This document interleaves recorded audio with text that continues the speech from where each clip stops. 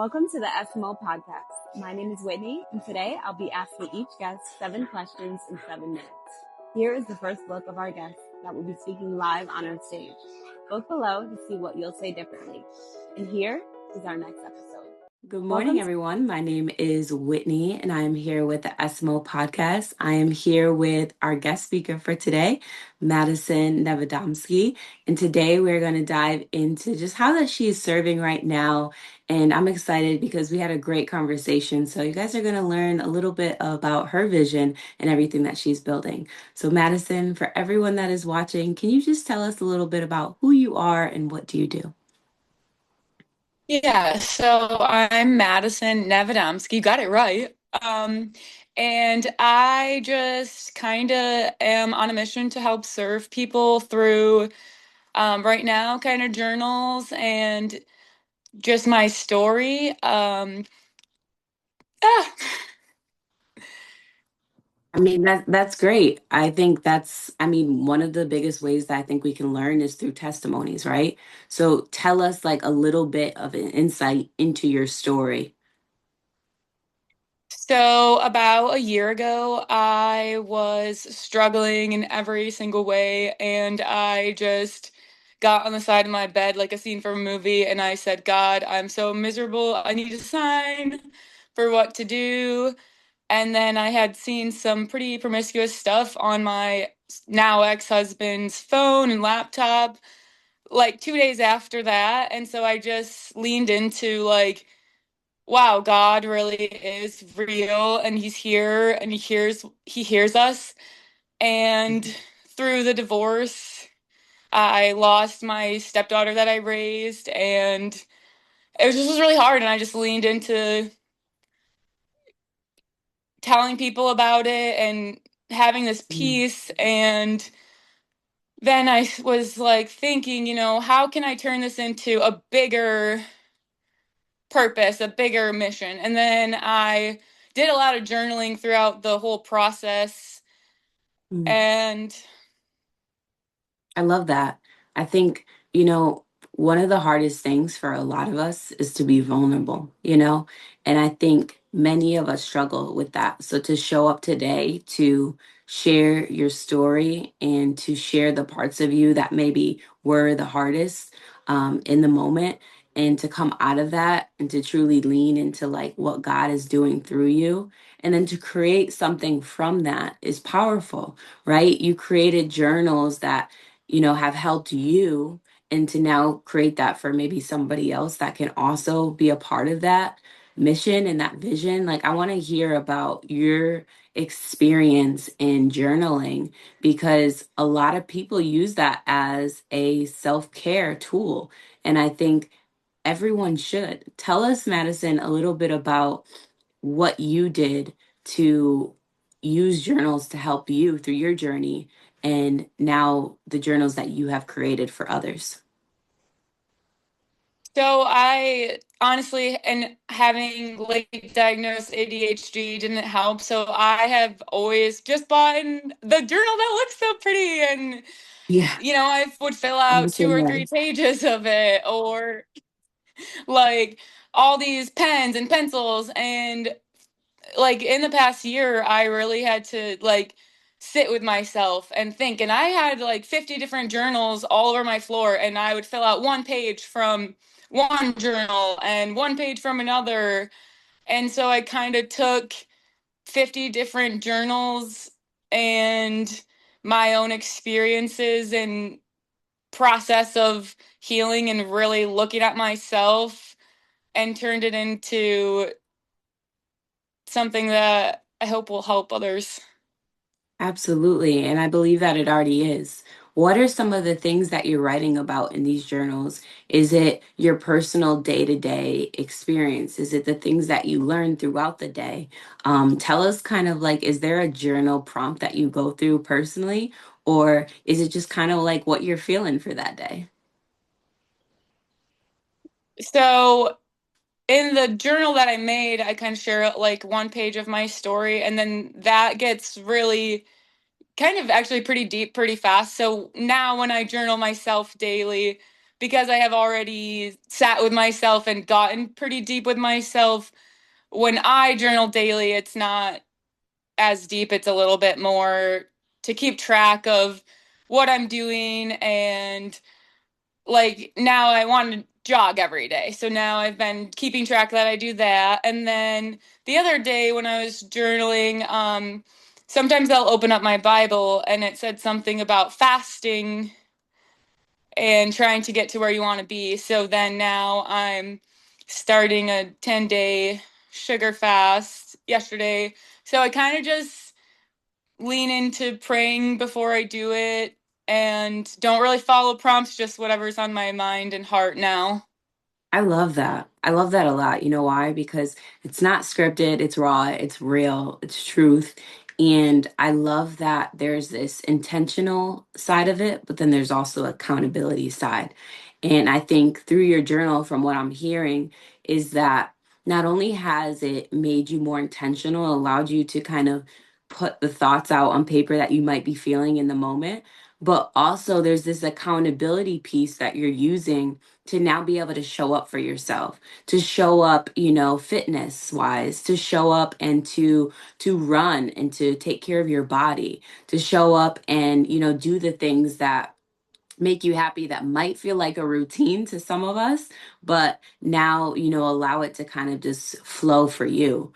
I think that's such a key reminder for those that are watching and hearing from Madison today, because, journaling can be a very effective way for us to really, take control of our lives and to be, at the center. And I love how you also mentioned how intentional you are with praying beforehand, right? Now allowing God to speak through you, to be used by him, and to, to allow everything that is in your heart to just come out on paper. Do you feel like that's what it does for you? Yeah, 100%. And it wasn't always like that. I had to, especially having ADHD at 30, I had to be intentional about it. And now it's just something that I do every day, but I didn't know what to write about for years, or I would write about one thing and get mad that my life didn't change in a day. And that's not how it works. Yeah, absolutely. So would you say like you're pretty consistent with it? Like, has this become a daily habit for you? And what do you think is like the thing that kind of draws you to it to be able to do it every single day? I really think that being able to look back on the past year and see where I was mentally and emotionally and even honestly physically, I have wasn't running or really taking care of myself, and to go back and see even the things that I prayed for that I now have tenfold, is really the reason why I want to, like, I want everybody to see that for themselves.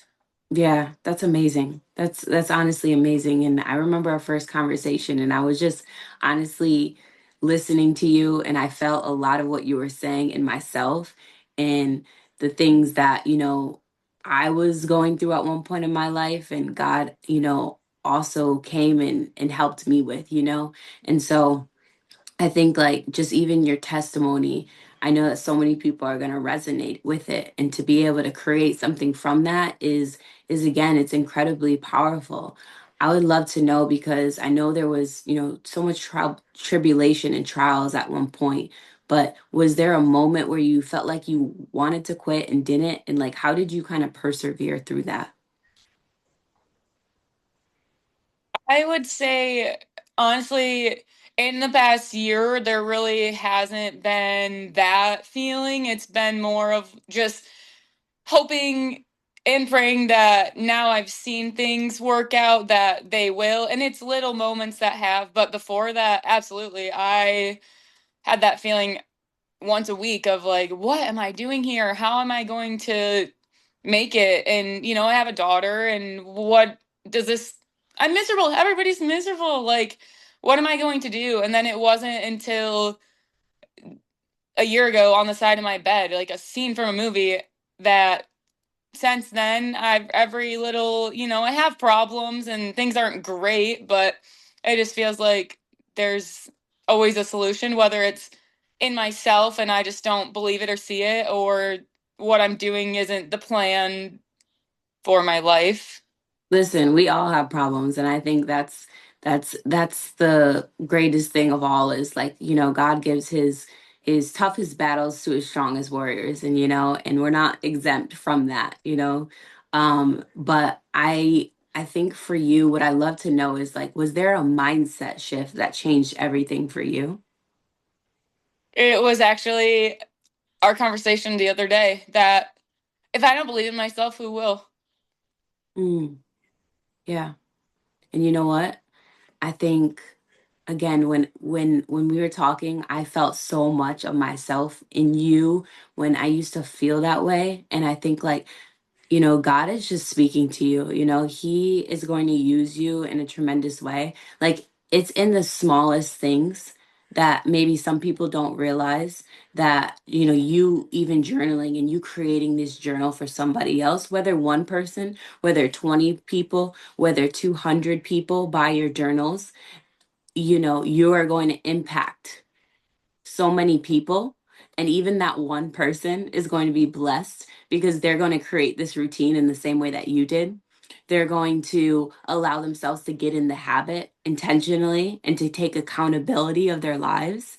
And so it's in the smallest moments where we think, okay, well, I created this journal. Some people, it's, well, I want to write a book next. All those things are great, but it's in the moments where I feel like we need to be grateful for the things that God has used us to create with our hands. And sometimes that just starts with writing a sentence. It starts with reading a page. It starts with, walking around the block. All those Right. little habits that then create big momentum. And I feel like that's exactly what you're doing. And I feel like you're such a sentimental and heartful person, Madison. And I love that about you so much. I would love to know, like, just with your journey and everything that you're, accomplishing now, what is your vision for stepping into the marketplace to truly serve the people, and what does that look like for you moving forward? Hmm. I guess like I really would like to take it from just like selling a journal to like mentoring people and people that want to help themselves at least a little bit and have, Mhm. a push to want to be better that were in situations like I was. And there's even situations that we could talk for hours about and Yeah, that I aren't the main points of this and just to mentor people and for me to realize that I am qualified to do that. Um absolutely. and really just especially like struggling people, women specifically, and children going through divorce and what emotional damage the marriage or crappy relationship can do to you and how you can leave Yeah, that and really transform your life by just purchasing a journal and actually doing it or making one yeah. phone call or one decision. Yes. Oh, that's so good. That's so good because like for those that are listening, it really is sometimes it's making that one decision. It's deciding like, okay, I'm going to change what is not freeing me and this no longer serves me, so now I must step into my purpose. Like you Right. were able to take that and to now create something from it. Like I said, big or small, you are going places, and I absolutely love that, as we have this conversation, you're unraveling the things that you're going to be stepping into and the ways that you're going to be serving. And it's clear that you're going to be helping women. And, allow your story and your testimony to just really be heard because you have a powerful one. And I think many people become free from testimonies alone. Right. Like, the point of a testimony is for us to share ours in an authentic way. Some people, they come and they share their testimony like, oh well, God gave me all this money and I'm living in this beautiful home, and it's like not relatable. And it's Couldn't be like, okay, me. but not relatable. We want to talk about how you came from the dirt. You were absolutely broke. You had nothing at all. And then you went to the palace because God pulled you through all the struggles. And it's like testimonies are meant to be said in a real and a raw way. And I think you did that so well. So, Madison, for those that are watching, like, how can we actually connect with you? How can we find your journals? So I have a website, and all my socials are Mom Brain, and some of them have a number 2, and some of them have the word 2. So Mom Brain 2 Boss, and I think that that also is originally my idea was like talk about ADHD and the struggles of motherhood, but then as life and everything has transformed, but I really still like that. Just, like mom brain and, being in this place of stuckness and then transforming to boss. So, that's all my website links and socials are that. Mom Brain to Boss. I feel Yeah. like there's even a testimony behind the name of what you're creating, and it's so unique. It's so creative. Honestly, for everyone that is watching, like, please connect with Madison because she has this amazing story to tell, and she didn't even get to tell all of it because unfortunately we're limited to time here. But I would love for you guys to just go and connect with her, pick her brain, give her the feedback because as she steps into this new season and this new calling of her life, I know that God is going to continue to send her the people that she can serve.